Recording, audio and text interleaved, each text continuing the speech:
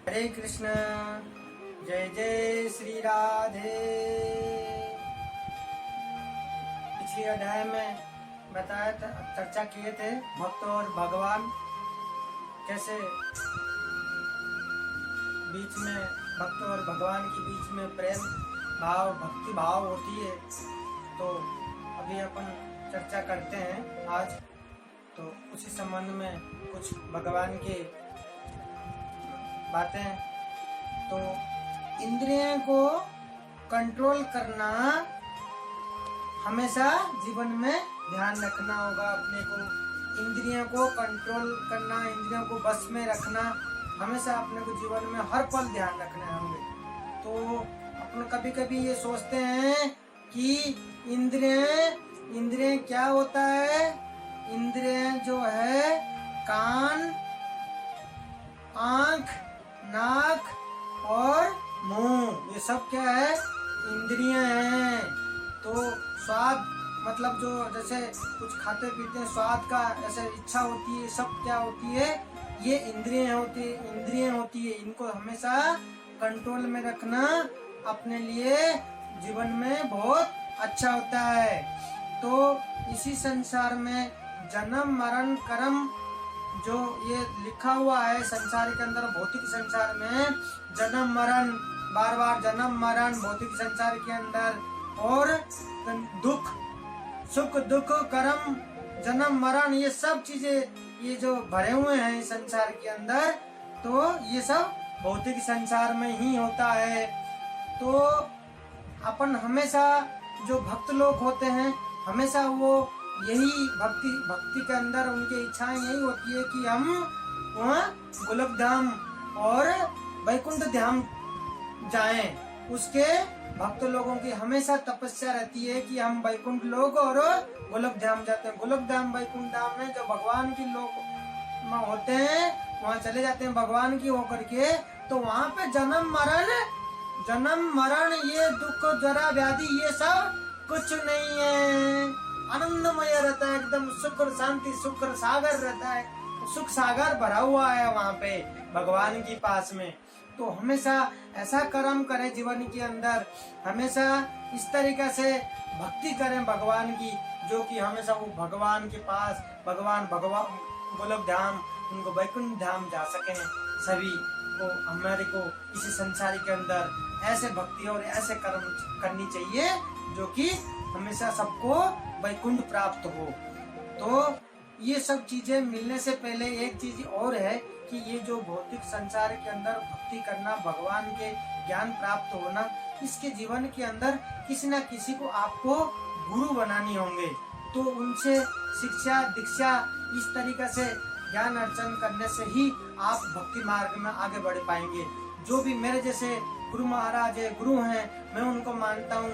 वो मुझे जो शब्द कहते हैं, जिस तरीके से सरल भाषा में मैं आपके साथ चर्चा कर पा रहा हूँ, उसी तरीके से आप अपने किसी न किसी को गुरु बनानी होगी। इसी जीवन के अंदर गुरु बनाने से तो ये आपको प्राप्त होगी, भक्ति प्राप्त होगी। तो इसी तरीके से आप आगे बढ़ पाएंगे। तो ऐसे भक्ति के मार्ग पर एक भगवान की एक सुंदर कथा है, एक सुंदर कहानी है, तो वो मैं सुनाना चाहूँगा।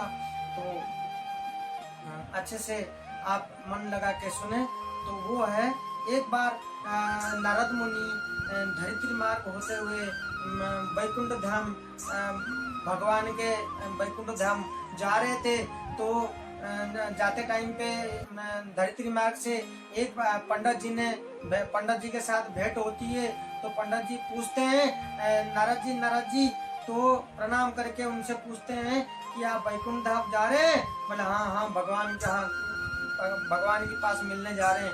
तो ये पूछना कि मेरे लिए जरा सा कि मुझे मुक्ति कब मिलेगी, उनका प्रश्न था। नारद जी ने बोले ठीक है, नारायण नारायण करते हुए आगे बढ़ते गए। लास्ट मोमेंट में जब वो आसमान की तरफ जाने वाले थे, तो एक पेड़ के नीचे एक जूता पॉलिश करने वाला एक मोची बैठा हुआ था।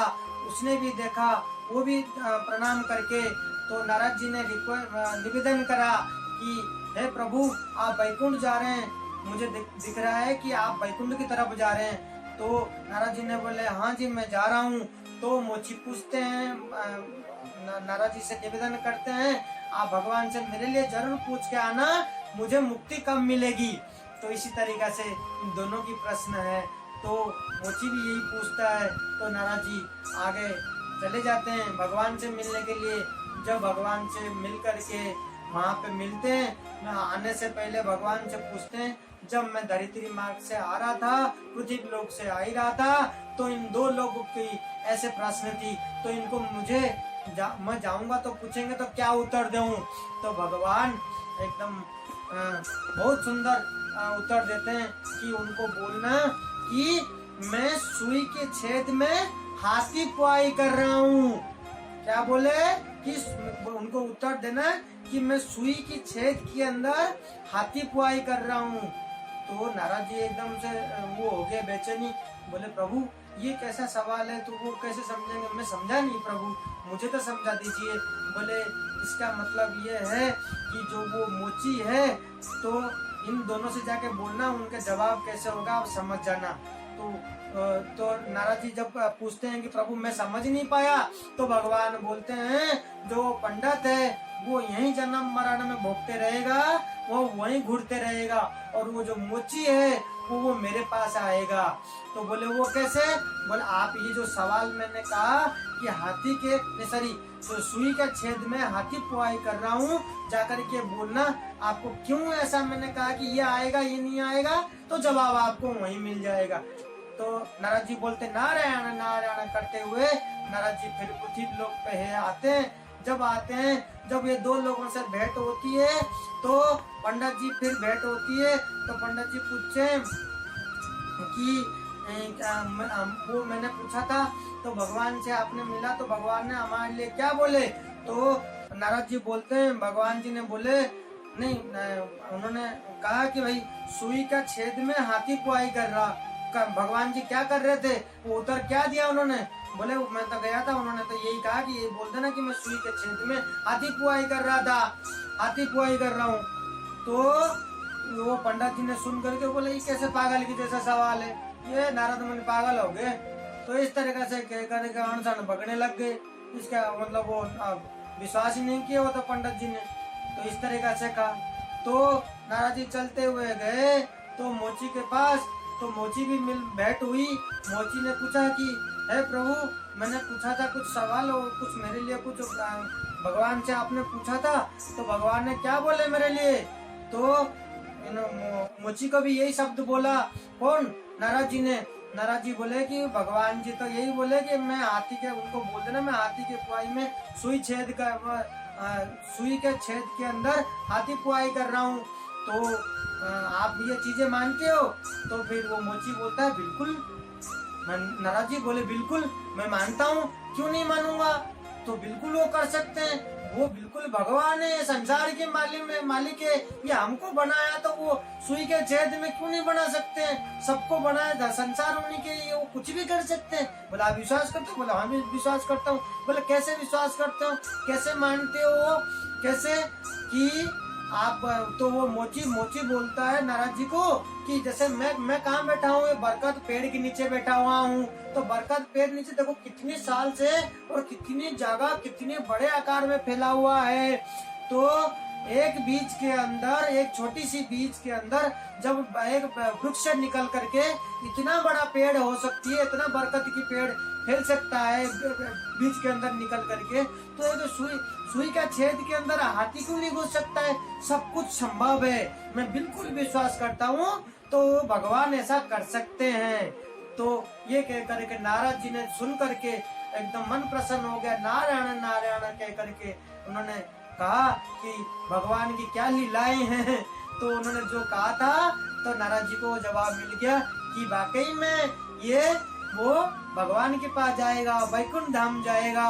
और वो पंडित जी यही जरा व्याधि और जन्म मरण मृत्यु के अंदर यही घूरता रहेगा, ऐसे संसार में, भौतिक संसार में। तो इसी तरीका से विश्वास से है, और विश्वास जो होती है हमारी, जो उससे होती है उससे भगवान प्राप्त होते हैं, भगवान मिलते हैं। सबसे बड़ी बात है जीवन के अंदर आपको ये विश्वास करनी होगी, मानना पड़ेगा, तभी आप जा करके भगवान आपको प्राप्त हो सकते हैं। आप मानोगे, एक कहावत है कि आप मानते हो तो पत्थर है और मानते हो तो वो पत्थर भगवान है।